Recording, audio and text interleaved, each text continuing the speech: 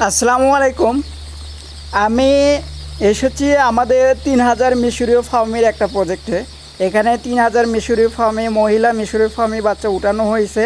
আমার হাতে দেখতে পাচ্ছেন বাচ্চাটি পানি পান করার সময় বাচ্চাটি ভিজে গিয়েছে। এটা খামারিদের মেইন একটা সমস্যা। ভাই, আমার বাচ্চা ভিজে যাচ্ছে পানি খাওয়ার সময়, এখন কি করব? আমি তাদেরকে বলবো, আপনার বাচ্চা ভিজে না যাওয়ার জন্য আপনি কি করেছেন? আমরা আপনার ভিজে না যাওয়ার জন্য এই যে দেখতে পাচ্ছেন, এই যে পানির পটের নিচে আর একটা পানির পটের ঢাকনা উল্টা করে দিয়েছি। এই যে ক্লোজ করে যদি দেখাই, পানির পটের নিচে আর একটা ঢাকনা উল্টা করে দিয়েছি। এই যে ঢাকনাটা উল্টা করে দিয়ে ওইটা বসিয়ে দিয়েছি, তার উপর আপনার করেছি, পানির পটটা রেখেছি, তারপরেও বাচ্চা ভিজে যাচ্ছে। এখন কি করব ভাই? তারপরে এখন যদি হয়ে যায়, আপনি যদি এতটুকু চেষ্টা করেন, তখন আপনাকে কি করতে হবে, যে সব বাচ্চাগুলো ভিজে গিয়েছে এই সব বাচ্চাগুলো আপনার সুন্দর করে হোভারের নিচে দিতে হবে।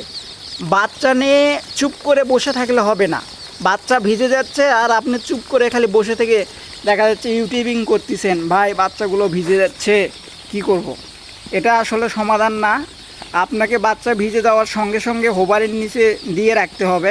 এই বাচ্চাগুলো ভিজে গেলে ব্রঙ্কাইটিস হবে, নিউমোনিয়া হবে, আপনার সিআরডি অ্যাটাক করবে, প্লাজমোসিস অ্যাটাক করবে, ইকোলাই অ্যাটাক করবে, মানে ব্যাকটেরিয়া ভাইরাস যত আছে সব অ্যাটাক করবে এই ভিজে বাচ্চাদের। এই ভিজে বাচ্চা ভিজে গেলে আপনার সর্দি হবে, এই বাচ্চার পায়খানা সমস্যা হবে, চুনা পায়খানা হবে, গুড় কালার পায়খানা হবে। পরবর্তীতে ওই বাচ্চাটা পাকা আপনার ছেড়ে দিবে, ছেড়ে দেওয়ার পর ওই বাচ্চাটা মৃত্যুবরণ করবে। এই জন্য আপনাকে, যদি আপনার লোক থাকে, আপনি লোক দিয়ে তাকে বলবেন বাচ্চা বোর্ডিং করার, যে 3 থেকে 5 দিন, 1 থেকে 5 দিন আপনার বোর্ডারে চারপাশ ঘুরে ঘুরে দেখতে হবে যেসব বাচ্চাগুলো ভিজে যাচ্ছে এই সব বাচ্চাগুলোকে আপনার সুন্দর করে হোভারের নিচে দিতে হবে, যাতে আপনার বাচ্চাগুলো এরকম সমস্যা না হয়। ধন্যবাদ।